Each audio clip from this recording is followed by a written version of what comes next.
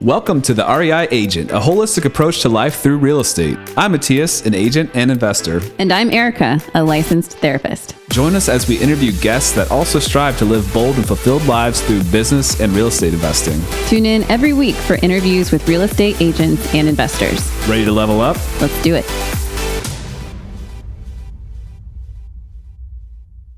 Welcome back to the REI Agent. We have Erica here today. Erica, thanks for joining us. Thank you. Happy to be here. As a co-host. We had a fun weekend. You know what? One of the goals I've had for our relationship, really the past full year, it has been a whole year now of me doing this, right? This like goal setting and tracking and whatnot. What has been, to do things to help our relationship. I think I talked about this in other episodes where, I kind of saw it as a trickle down economics, where, our relationship was good, the kids would follow and things like that. And this time I'm kind of hybriding, making sure I spend quality time with the kids as well as you. And that seems to be better. But anyway, so one of the things we've been tracking and trying to do is a different amount of but dates per month or per quarter. And I think at one point we got really brave and crazy and thought we could try 2 dates in a month. That was the goal. And that could include like a at-home date. Like one time we built a fort and watched a movie.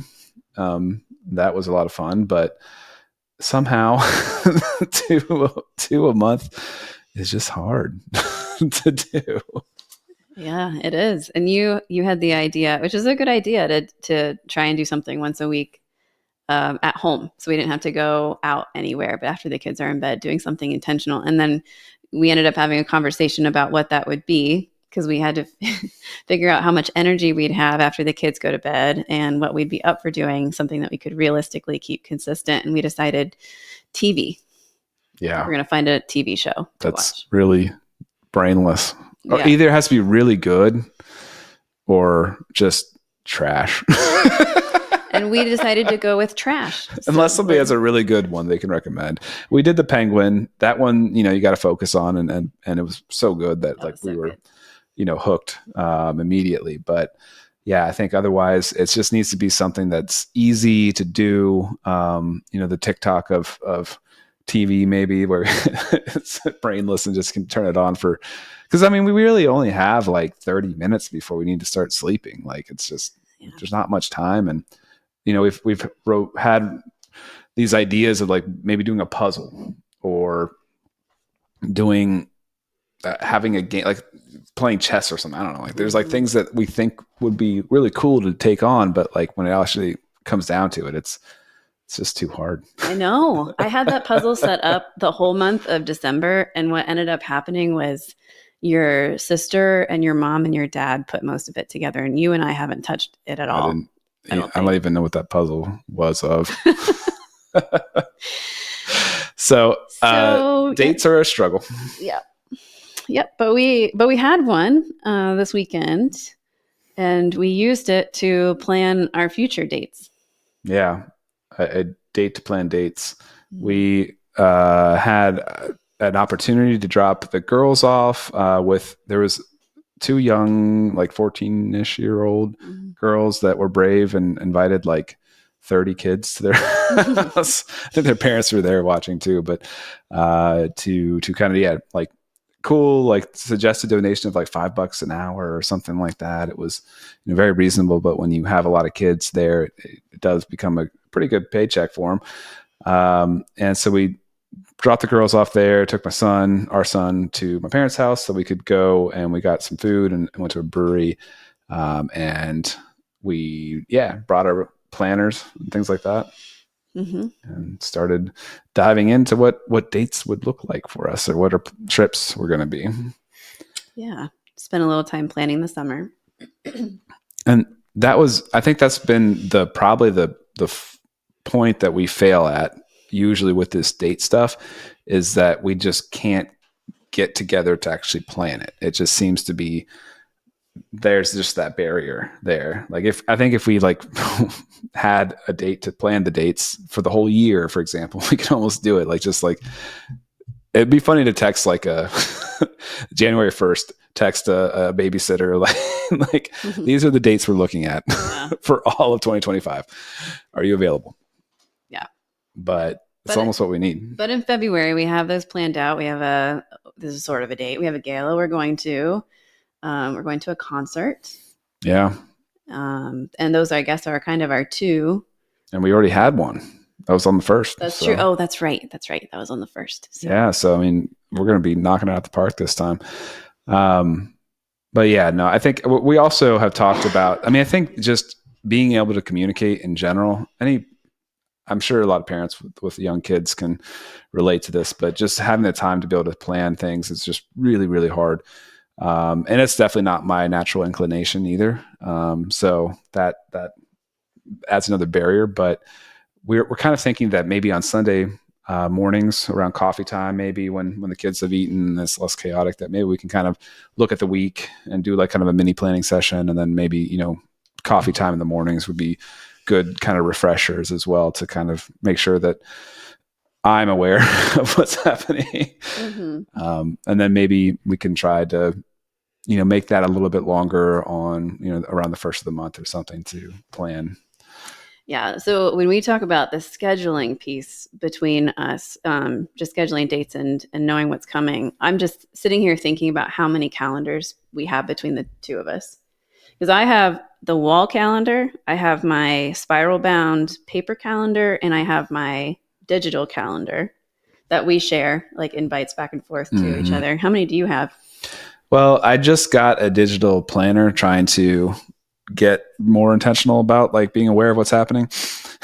And because I've used, I just use like my calendar that's on, my iCal or whatever on iOS, and that's on all my devices that are with me all the time. So that is usually what I put in like work stuff. But I think, trying to have this intentional time where I'm looking at the week and writing it down in this digital calendar that also can go with me wherever I go I think I'm hoping that gives another element, gives a ritual, maybe like a routine of some sort that kind of raises the awareness and yeah, something I could hopefully build in and be more aware of like, oh yeah, there's this thing that our kids are doing this week, or, what that's the me and you piece, or just even remembering what's on my calendar for the week and trying to fit in all the million things I'm trying to do. So like, I'd try to get a 4-hour or 5-hour book writing session in, and trying to find that amongst a busy schedule can be hard. And if you don't actually plan it out, then it's just going to get filled. So yeah, that's true. I guess it's a difference of sometimes it feels like life just sort of happens to us. And when we can get ahead of it and plan, it can feel like we can be more intentional about how we live the days that we have together. Also, that did not mean that to sound as morbid as it did.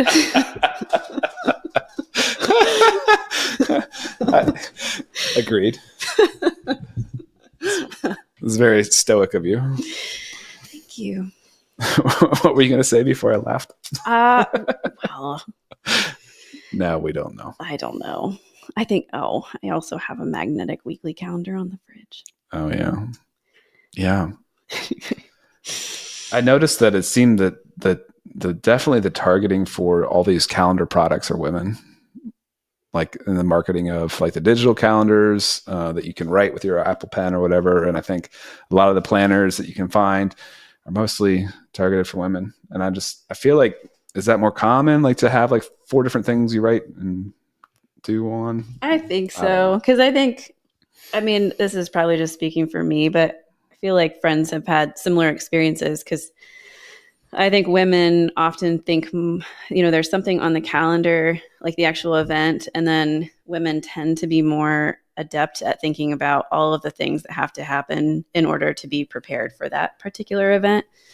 Like all the coordination that needs to happen, the laundry that has to be done for the clothes that need to be worn for the event, like all of the small tasks. This is like the mental load, that women often carry. So that's probably why, because a lot of these planners have all of those things, like goals and individual goals to meet bigger goals and important dates to remember. And women tend to be tasked with more of that stuff.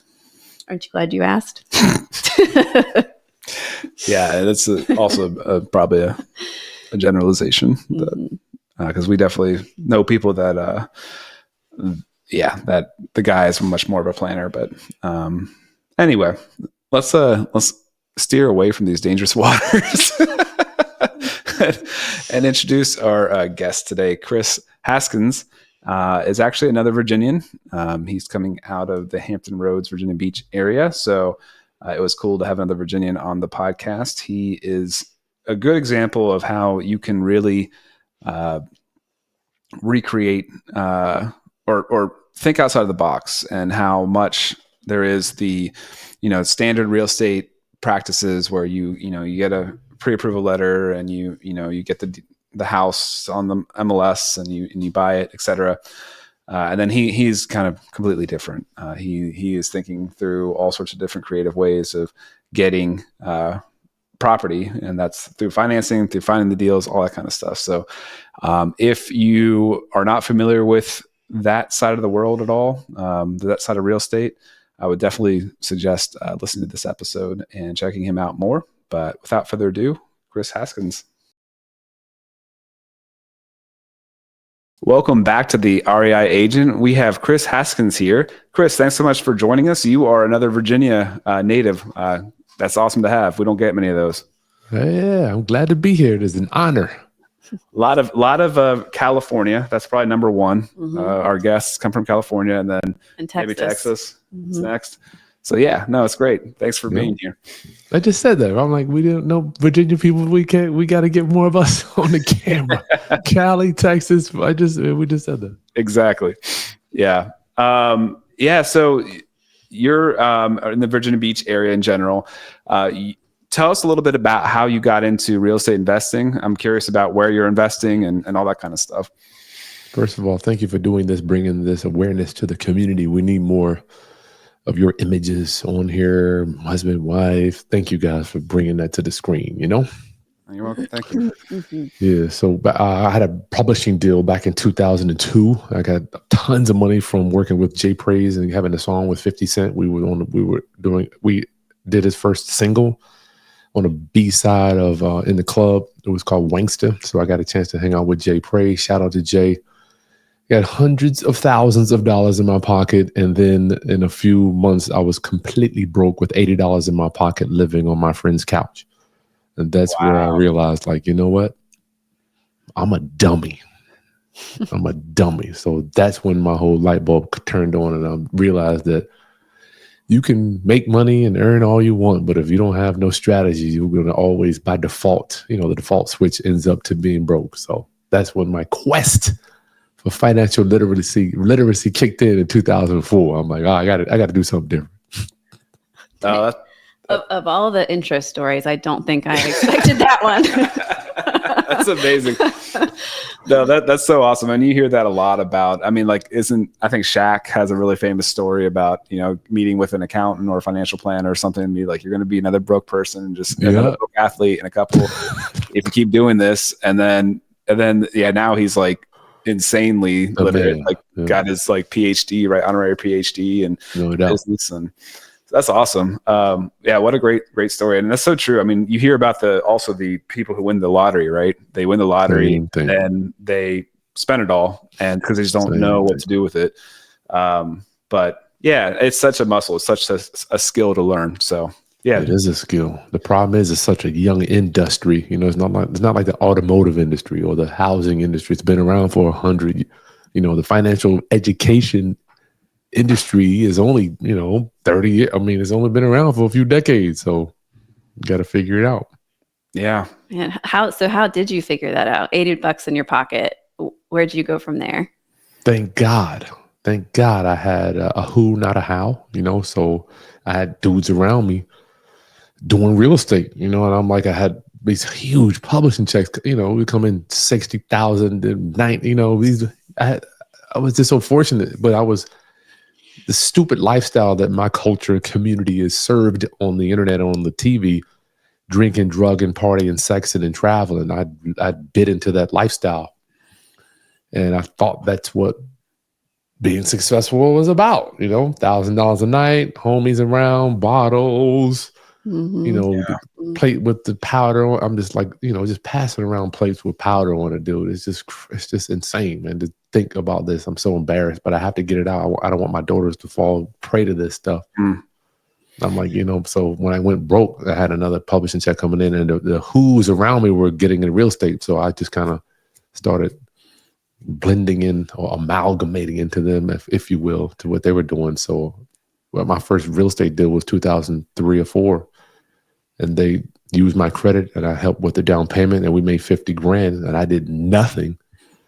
And I'm like, damn, I wonder if I actually do something, you know, could I make more money? Right? I did nothing back then. How long y'all been in the game? So I got licensed in 2014. Oh, wow. Yeah. Holy cow. You ain't seen nothing yet, brother. You had all good times. Yeah, I know. Well, it was slower when I started, but it was kind of recovering from what you're probably talking about. 2005, 6, 7, 8, 9. I'm sorry, 2004, 5, 6. Everything was going up. Right. You could buy, you could actually buy, have a house sit vacant, and then sell it and make 20 grand. You know, you could do that. That was possible. And is that what you did? Did you all fix anything up, or when you made that $50,000, or that first 50K? Yeah, it was in New Jersey. We did fix it up. It was one of those. They call them. It's not an apartment. A co-op or something, like in a building. Yeah. The co-op, I don't really understand. I think it's like a nuance between a condo and a co-op. It's just kind of how they run things. But yeah, okay. One of those buildings. So we fixed it up, and then the guy came in and bought it from us. I'm like, damn, it's worth 50 grand more than we bought it for a year ago. So that was cool. I thought that was real estate at the time. Yeah. So then reality hit at some point. And how many deals had you done, and were you caught holding anything when everything kind of fell? Was I caught holding anything in 2008? Yeah. Yes, sir. Yeah. Who wasn't? Right. But I did a few of those big deals where we bought them, didn't do a little bit of work, and made 20, 30,000. I thought I was doing it, right? Paying fair market value, and then the appreciation would save me, right? I thought that was investing. I didn't know that you had to actually have the skill to buy below market. I didn't know that was a thing. Like, how do you buy a house that's worth 150? How do you buy it at 80? How is that even possible? You know, and I think a lot of probably your listeners and my listeners don't even know that that's a thing. Yeah. Buying below market value. So that's when I learned you can't buy at fair market value and then sell a year later. I just got caught holding all these houses, and the market just dropped out. So I was done. Yeah. Well, I think one of the things you're talking about is one of the two worlds I describe, kind of the wholesale versus the resale. And, you know, being an agent and an investor, I can kind of see both. And yeah, so that makes a lot of sense. What happened when everything fell? I mean, you were caught holding stuff. Did you have to liquidate? Did you hold on to it? Like what happened there? I like the way you say that. Did I liquidate it? Is forced liquidation a thing? I don't know. Is that a word? Yeah. They took it, dog. What do you mean? Shit, I didn't. They took the stuff. It wasn't like, I mean, it was just sitting there. I mean, I remember I bought it at 120. These prices are so low. 120. It was maybe worth 50. I mean, what am I going to do? I mean, it's nothing to do. Yeah. I should have never bought those products. They were horrible products. 2 bedrooms needed work. I mean, I remember one of the flooring was off, but at the time it didn't matter. I mean, you could buy anything and sell anything. It was the wild, wild west. So I lost a bunch of houses to foreclosure. My rents were $1,000. My mortgage payments were $1,200. So I was losing $200 a month on a bunch of houses. So all that stuff, eventually it just had to get cleaned up. It just wasn't sustainable. And the strategy was you could buy a house, negative cash flow for a year, and then make 20 grand. You know, you can make, I'm telling you, this was the strategy. Negative $200 times 12, $2,400 you would lose. But you'd sell it for 20 grand more, right? So your system was, all right, I'll lose 2,400, make 20 grand, but I'd make 18, 17. Okay, that ain't bad. I did a ton of those. Yeah. Sounds insane, doesn't it? Hindsight's 2020, right?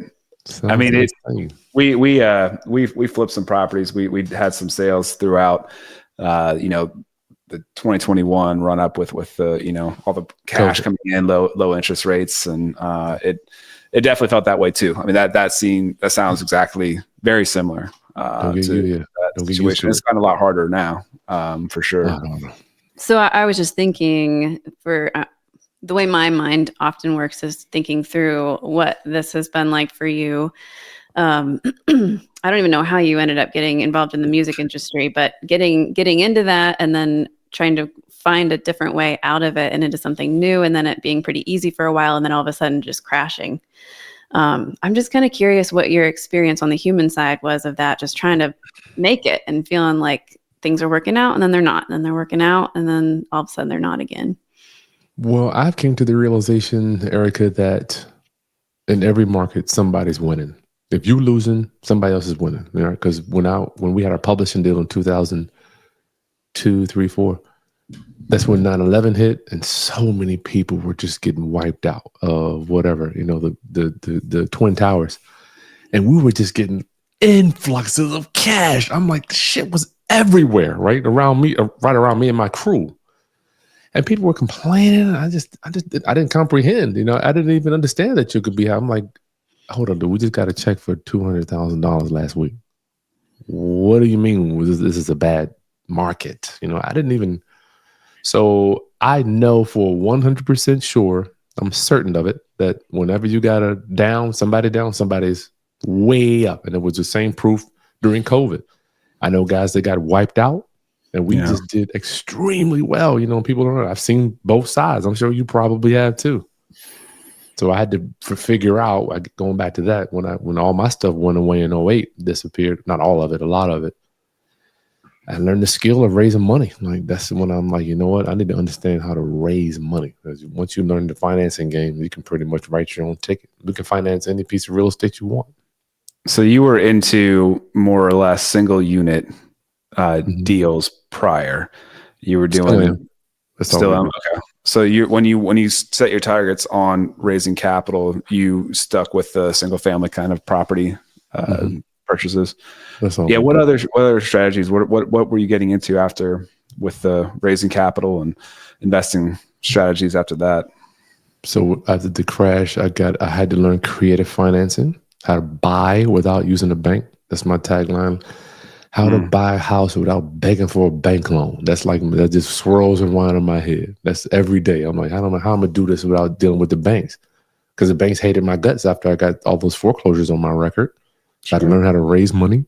I had to learn how to buy creatively, taking over debt, lease options, subject to stuff, creative stuff. What's the other one? Contract for deed, land contracts, how to buy and trust, all this stuff. You got to learn this stuff if you want to have. And I remember 2010, people were looking at me coming and going.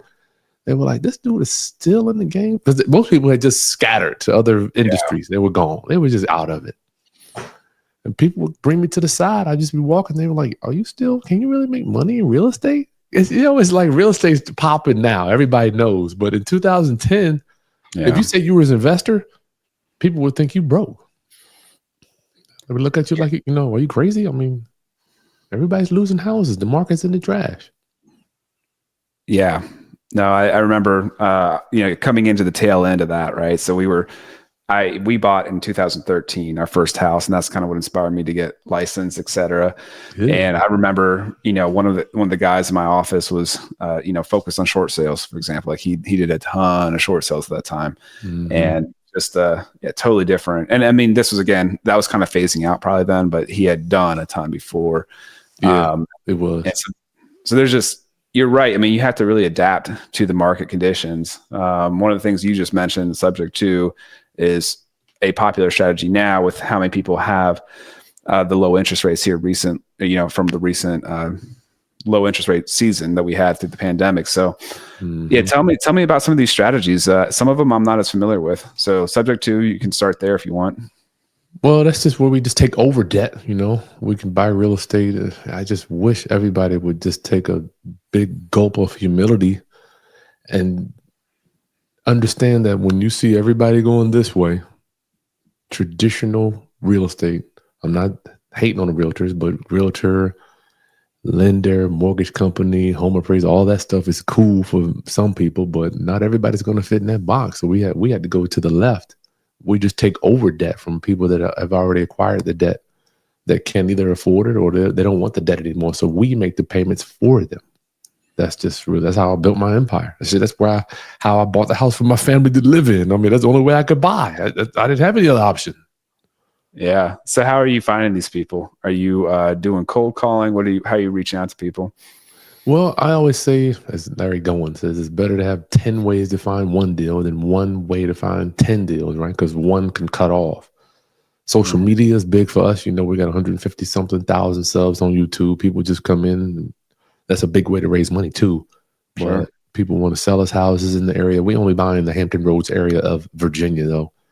That's big. We run ads, PPC, SEO, search engine optimization. I do very little bit of cold calling and a little bit of direct mail.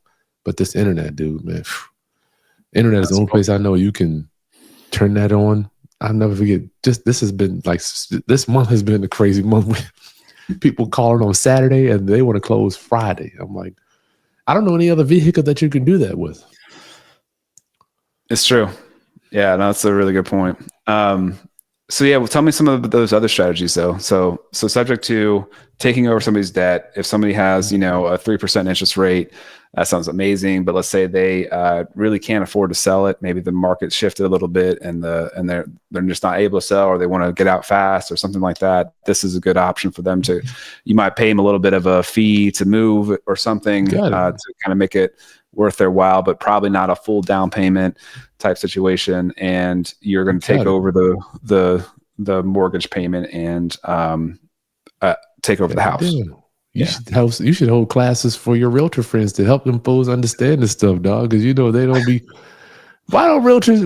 What's going on, man? Why can't we educate our realtors so they will get this stuff and help these homeowners? And that's one of the goals here, because I have come across in my in the day to day where that definitely was the only way out for somebody, and it is definitely. If the more tools you have in your toolbox, right, the better the more effective you can be in investing and in sales, right?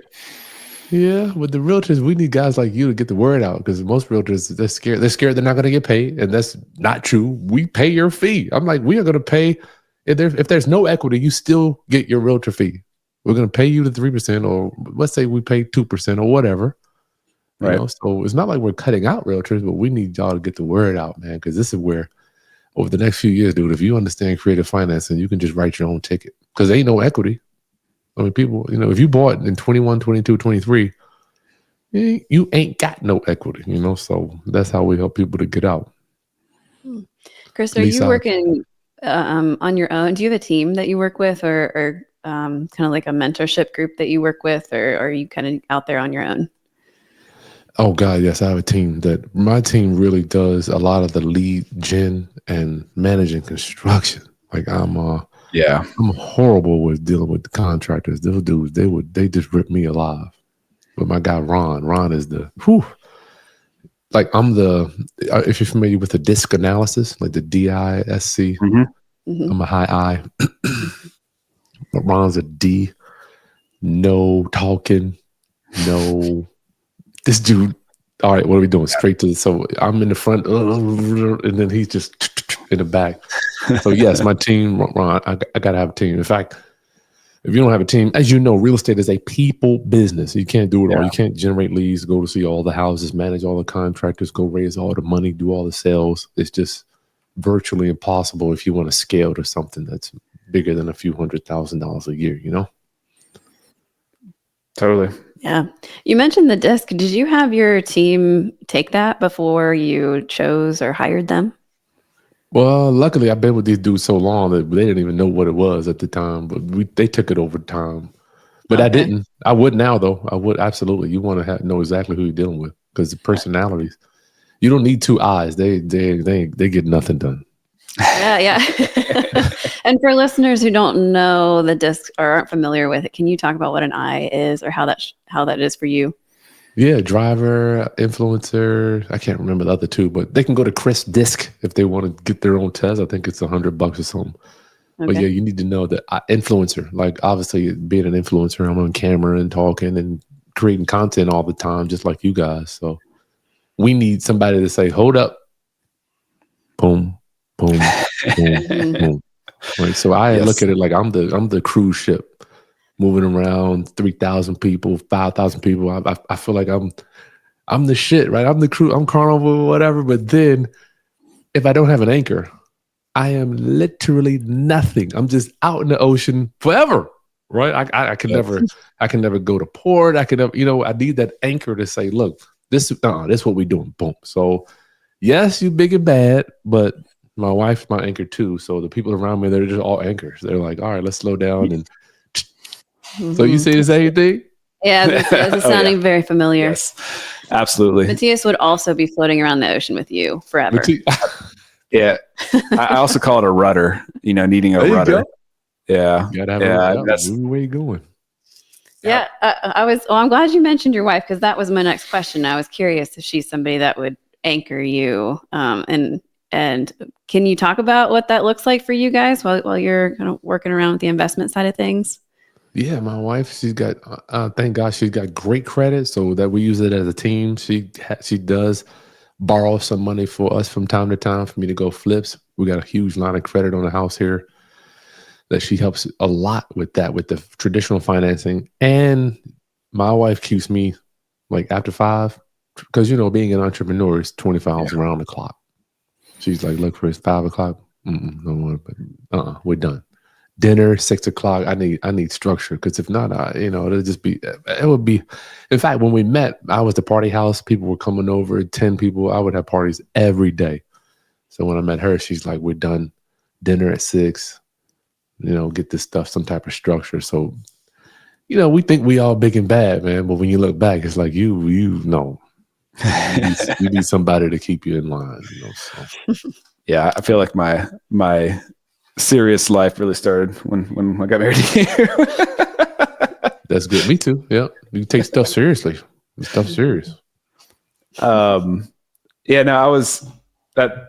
That's awesome. I mean, that's such a good thing to know yourself, and I think that's really where I writing a book, self-awareness. Teaching some agents, if they want to get started in the business, sales, but also encourage them to invest while they go.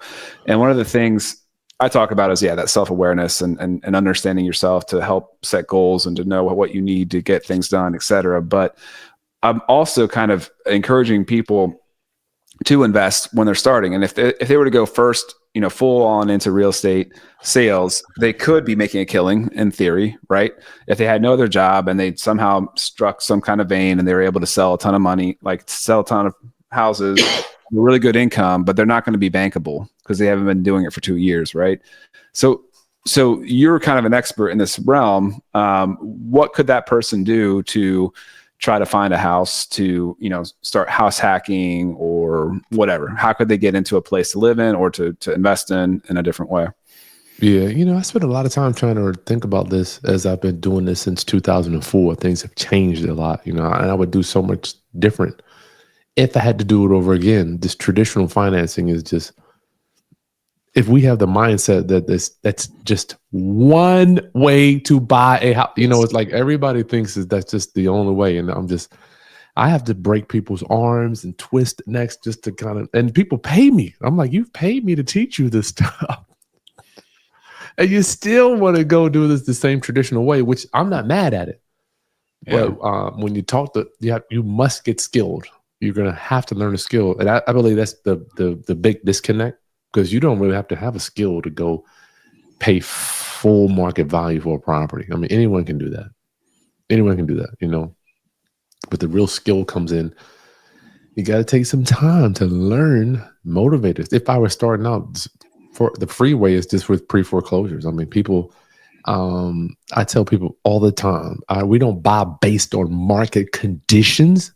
We buy based on social issues. So if you can just remember that in your mind, I don't care if the market's going up, down, left, right, forwards, backwards, or sideways, you can still get a house if you know how to buy on social issues: death, divorce, drug abuse, loss of job, job transfer, sickness, all those things where we go in and help somebody, not just go try to get a house. We want to help the community, you know? Yeah, that's a really good point. I mean, I think people often will hear about getting something under market value and automatically assume that somebody's getting taken advantage of, or, you know, like an investor, a wholesaler, or whoever is screwing somebody over. But it's often not that case. I mean, often there is, I mean, as an investor, sometimes you're taking on a property with a lot of risk. You're taking on the risk of, you know, fixing it up. You need to get paid to do the work to fix it up, right? If you're looking at a flip kind of situation. And That's there are right. people that just in a situation need to get out of a house so fast and really have limited options. So Limited yeah, options, brother. it's not, you know, certainly there are people that probably have taken advantage of people. Like I'm sure that happens everywhere, but it doesn't have to be that at all. Well, I think we got to just make we have to educate the community so they understand. And we educate them always. If you deal with us, we can't pay fair market value, but I can close Friday and whatever time you want to close. And you don't have to do nothing but walk in and get a check. And so far, I've never held a gun to anybody so far to sell me a house. I pride myself on that one. I've never. They don't have to do it. And a lot of times I encourage people, look, I'm not your guy. I mean, we will do the deal, but I'm like, look, why don't you go list it with a realtor and then you can get the top dollar? Because some people do, in fact, need to get as much money out of it as they can. Well, most of the people we deal with, it's funny how money is way down on the totem pole, my brother. Way down. Like they need peace of mind. They want the soft pillow. They need to relocate this day. How many buyers, you know, can close on the exact day that you want? Yeah. It's only a few guys. Yeah, for sure. Do you feel like the Hampton area, Chesapeake area is pretty, like, how do I ask this? Are there a lot of investors in that area? Do you feel like you have, or is there a lot of competition around you? Oh man, it's fierce here. It's really? Fierce. But I don't want to sound like everybody else. I hear it every day. My market is the hottest market. You don't know, Kris. It's hot here. Everybody says that, man. We're no hotter than the next market. We're not like New York, LA, or Miami. You know, not that hot, but it's fierce here. I mean, just so much money. It's just so much money floating around. Mm-hmm. But you can carve out your niche just like I'm telling you. I saw Raising Cane's as this chicken. Have y'all familiar with that fast food chicken place? I don't think so. No. It's called Raising Cane's, right? So I've seen them just penetrate. They come in, you know, Chick-fil-A was the Mac Daddy. They've been owning the chicken tenders or whatever. Raising Cane's comes in, boom. I've seen them they're in Manhattan now. I mean, the line was out the door. I went the other day. And they're right, you know, as long as you come in and have a good product and you serve the community, I think anybody can do this business. Mm-hmm. So, I have a friend who lives in Newport News and has had some interest in becoming like an investor. And I've heard this question, not just from her, but from other friends too, who know we do this podcast, and they've heard about lots of investors who have lots of different properties. But I often get the question, like and for her case specifically, you know, I'm a single parent, single income. How is it possible for me to invest in my first property? Yeah. And I think that people struggle with, how do I do it for the first time if I don't have a lot of cash behind me? First deal is the hardest. Yeah. How would you encourage them to get started? If I was doing it over, and this is what I did. I just partnered. I still do. Yeah. I love partnering with people. So somebody might have a down payment or part of a down payment. Say the down payment is $15,000. You can split that. Somebody might have great credit. They can go get a loan. So I'm just a huge advocate of just partnering because I don't want to do all the work. I've learned that I can do more deals and get small of a chunk. I would rather do more deals and get smaller of a chunk than do less deals and get the whole chunk. To me, it just worked out. So partner with some other people, man. That's what we did. That's what I did. Yeah, especially if they have experience, right? I mean, there's a lot of different pieces that can be helpful, but when you're getting started, fear is often one of the biggest hindrances, right? And fear is a big one. That's what we did for our first flip. We partnered with somebody who knew what they were doing. Okay. What'd you bring to the table?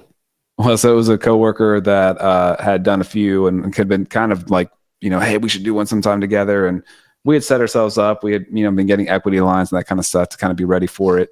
The perfect property came up, a couple of days before you're going to give birth. Mm-hmm.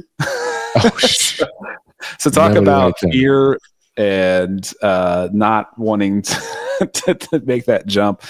It was bad timing, but we did it, and it was a good one. It was okay. It was one of the best flips we've done ever. Yeah, living proof then. Yeah, that particular deal seems to come up every so often in these podcasts. It's like the perfect example for us when we got into real estate. It forced us to kind of work through some of the stuff with our relationship with even just like jumping in on investing deals and managing stress together. And it worked out really well, but it is funny. It keeps resurfacing because it's such a good example. Yeah. Partnership stuff works. I'm glad you did that. Yeah.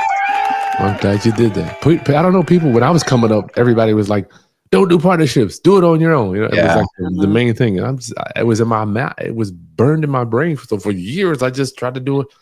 And then when I got on a partner, I'm like, I make more money. I do less work.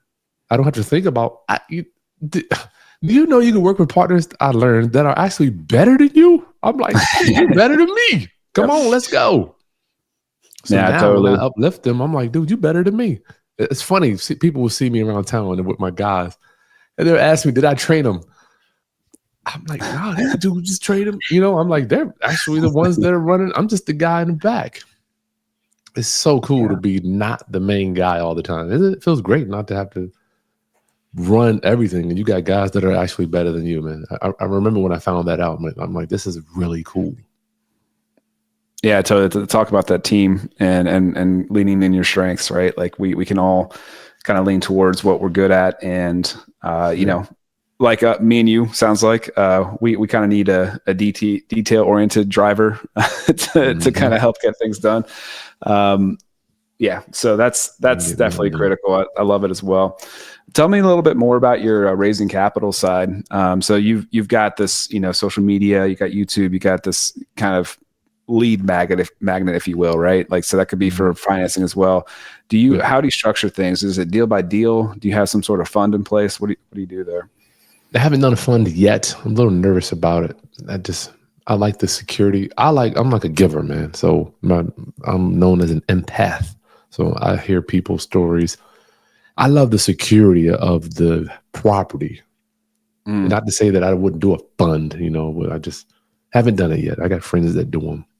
Mm-hmm. But so I like it if I go to bed at night and something happens to me, then my lender can actually liquidate the property and get their money back. It just makes me feel better, so I know that they're secured by the property, not necessarily little old Kris Haskins, because I'm just a guy.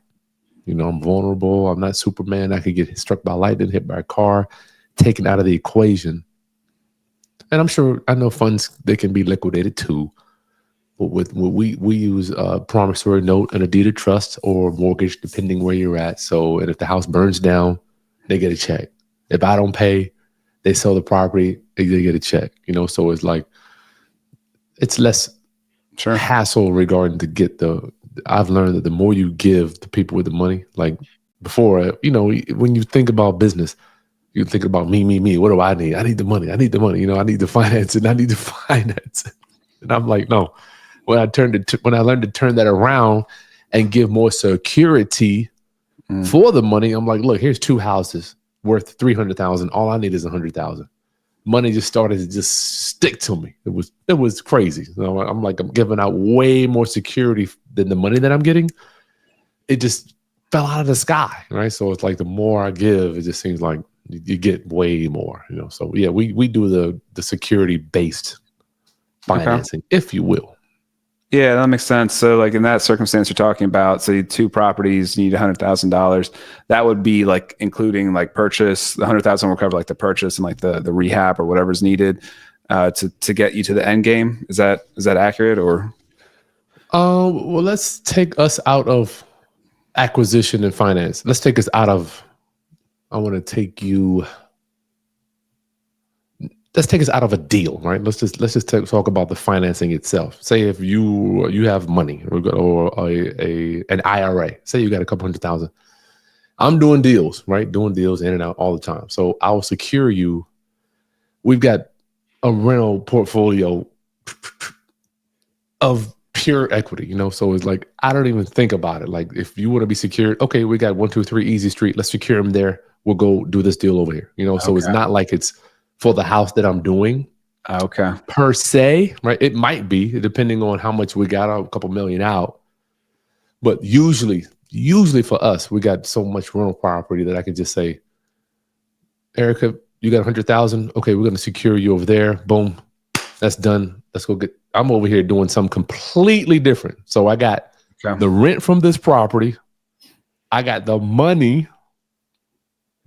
And I got the new property that we're buying. So I've kind of structured it, not to say I'm that great, but I've structured it. What I told myself was years ago, I'm like, dude, if I could just show the marketplace that I know how to pay down. What I did is I paid down all my rental properties, just paid them off. And I figured, dude, if someone would notice what I did paying off all my rentals, then they would be happy to give me money. And this shit really worked. So I went to people with IRA money. I'm like, look, I got all these rentals with no debt. How about I just stick you? So I literally have home equity lines of credit with people. So I'll call up, I'll say, hey, I need X amount of dollars. They wire the money because they're already secured on 123 Easy Street. I don't have to discuss anything. So I'm buying. They're secured. They're already secured. That makes a lot of sense. Yeah, that's cool. And if we need additional security, then I'll give them let's say if I'm a new guy, I'm like, look, you can secure this property and the new one we're buying. I mean, it's a no-brainer. If I screw up, you get my rental property and you get the house it's a no-brainer. Right. And can you do, I would imagine without like the bank regulations and stuff, you could probably have like a couple liens on one property in theory, right? Like you could have a couple people secured, like a first, second. I don't know how you'd have to structure it. Third, as many as you want. We put max two. Usually one is somebody got. Yeah, we do one usually because you got to still probably make it make sense with the payments and all that stuff with the rent coming in. But we do no payment loans. All right, we don't make payments. Hopefully we can bring your listeners over to no payment loans too. Okay, yeah, it'll break that down for me. So when I learned about no payment loans, I'm like, what the heck, a no payment loan? That don't even make. So we borrow the money. Let's say, man, we got so much to go over. Let's say we want to buy this. We want to buy property A, right? Usually what people do is they borrow the money to buy property A, then they make monthly payments, right? Right. So let's say we do borrow money to buy property A. Then we will say, okay, let's say the property's worth 200. We're buying it for 100. We borrow that 100, lien, deed of trust, mortgage, all that. We say, Mrs. Lender, from January 1, when we bought it, your interest will accrue. And then when we sell it, whenever the date we sell it, we'll just pay you the interest at that time at closing with all your principal back, right? So we just let it accrue. I learned that the more outgo, how people get taken out in this business, your outgo exceeds your income. That's how we go down. That makes a lot of sense. So that's primarily like a flip kind of strategy you would use for so you wouldn't necessarily do that for a buy and hold unless it's like a short term. You could buy and hold. I've got some lenders with IRA money. We just cash them out. You can set it up with. I've got some guys that I pay principal some months. Some months I pay interest to. It's all their IRA money. They can't use it anyway. It's just sitting in an IRA account. So Let's say we got a rental property. I borrowed $100,000 or whatever. I want to pay. I just say I send them an email, a text. Hey, I'm making an ordinary payment this month, or next month might be a little tight, so I'm just making interest only payment. That's the magic of dealing with when you got two humans doing business as opposed to a human doing business with an institution. Shit gets hard then, man. That's why I don't tell people to use bank money. No. It's so true. There's so many different things you can structure a deal. If you're dealing with the owner directly, that's totally different than what you're talking about. But yeah, it just becomes a huge strategic puzzle, if you will, right? I mean, you're probably second nature now. You're like, oh, this is obvious. This is the easiest, cleanest route to do this deal. But some people that are just used to the traditional models. Like it's probably blowing their mind right now that this is a possibility, right? Well, I look at it. My mentor used to say the sport of real estate acquisition and finance. Once you master it, it's like taking the chessboard and moving the board with the pieces on it. And when he showed me that shit, I'm like, wow, dude, I really have been in a box my entire life. I've been in a box. Yeah. Moving around, cross collateralization, substitution of collateral, moving debt. This is just amazing. It's amazing. How did you, when you were growing up in your family, did your parents, did they buy properties? Was real estate, was that a part of your lifestyle? They did have, my parents, God bless them, they had one rental property. I remember when they put a bathroom in the house, they had to raise the guy's rent from like $130 to like $180. I remember that. That's a pretty big jump. He goes, we got to raise your rent now. Because he had an outhouse. I'm telling you, wow. This is back in the 80s. Oh, wow. It was that they had an outhouse. Did y'all know what an outhouse is? Oh, yeah. Uh-huh. People used to go to the bathroom. So I remember them putting this bathroom in the property. And he's like, we got to raise your rent a little bit. I'm like, damn, this is cool. That's my really only that's my only experience. There are so many questions and so many things we could dive deeper into with what you've talked about. I'm going to throw a curveball though. Are you still doing any music? I mean, were you in the creative side of that project you talked about? Were you producing, or what was you doing any music still? Nah, strictly I take all my musical skills and bring them to creating content for my community, because I just we don't have any time to shake booty and dance and party. Like we have zero time. I'm like, I don't want to divert any of our attention to, we need to be using our creative juices, if you will, and using the muses to be making assets, and not to say that a song can't be an asset, but it's just so much diversion with that, man. I had to get out of it. It's a destructive lifestyle. I had to get away from it. No, that makes a lot of sense. I think I found it interesting as well for me that how much creativity I could express or have that side of myself be expressed when I got into like the entrepreneurship kind of, real estate sales or whatever. There's a lot of different angles for that. And it's not something I would have thought of, when I first started, that I could be able to get that side. Because I feel like I need something, an outlet of it, always. Right. You do. And yeah, so I thought that was cool. You need to do it. Yeah, the universe. The universe is creation. I mean, that's what it does. That stardust is inside of us, man. So we can keep growing, and making new things. You got to get it out. Yeah. Kris, if you were to, aside from joining your community, if somebody was getting started and wanted to know more, do you have any fundamental books or any just mindset, business books that you're reading right now that you'd recommend to somebody? Yeah, I'm reading Atomic Habits. I can't remember who it's from. James Clear. Is that James Clear? Right? Okay, so maybe it is. Let me see. James Clear, Atomic Habits.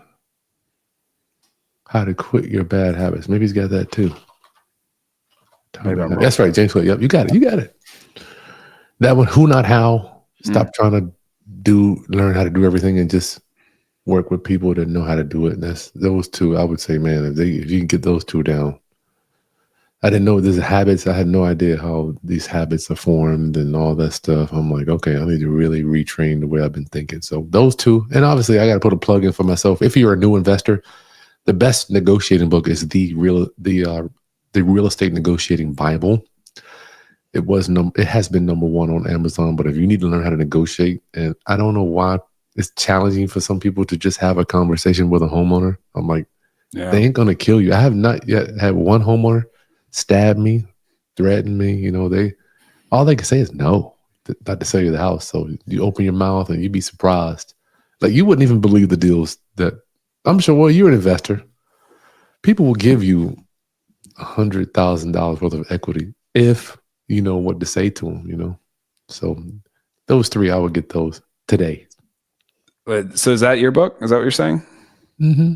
Oh, nice. Cool. So the Real Estate Negotiating Bible, it's right there. Amazon, you can get it. If you want to get the audio, you have to email us, but you got to learn how to negotiate. You can have the best deal in front of you, the best leads, but if you don't know how to close them, man, you ain't nothing. Awesome. Yeah. Cool. And if anybody else wanted to reach out to you or get more information about you, where I see your websites there, what else? Social media, anything like that? Yeah, the best thing is YouTube. That's what I use. I live on that. I'm on there all day. And if you comment, most people, we just communicate on the comments on the videos. We get 1 million minutes a month watch time, and I just get to meet some amazing people, money people. That's a great way to raise money too. If you need money for real estate, get your social media popping, man. Money will show up. Cool. Great. Thank you, Kris. This has been a pleasure. It's an honor with you guys. Thanks for what you're doing. Thanks for listening to the REI Agent. If you enjoyed this episode, hit subscribe to catch new shows every week. Visit reiagent.com for more content. Until next time, keep building the life you want. All content in the show is not investment advice or mental health therapy. It is intended for entertainment purposes only.